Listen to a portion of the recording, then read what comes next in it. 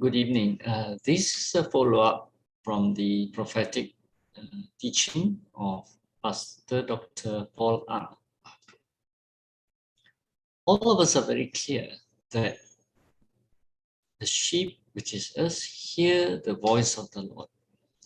And it is a personal journey for all of us to seek and hear the voice of the Lord. I have heard his voice many, many times.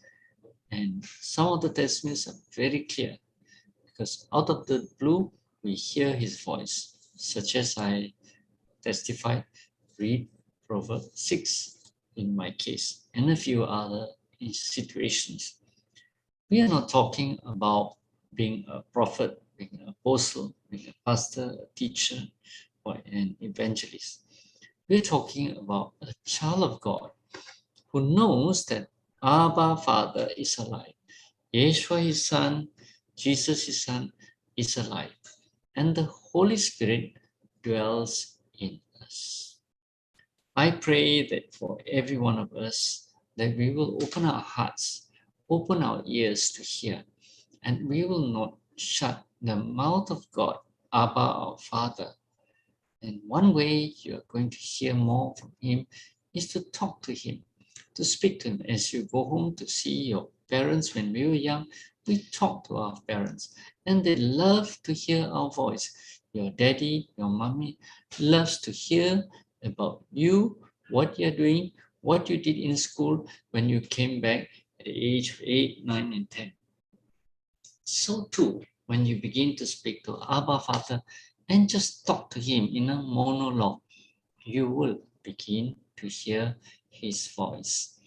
I really pray that you will hear his voice.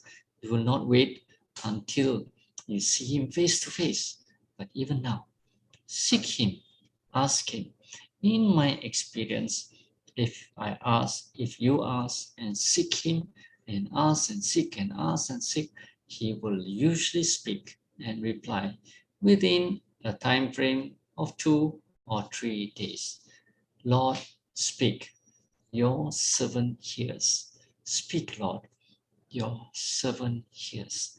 And he will surely, definitely speak to you clearly in a still small voice, in an audible voice, in a voice that is your mind, in your mind. Most important, you got to invite the Holy Spirit to be a part of your thought life, to be a part of your life, to be a guest in your life, and to help you think and decide. Praise be to God, because he's a living God and he continues to speak to us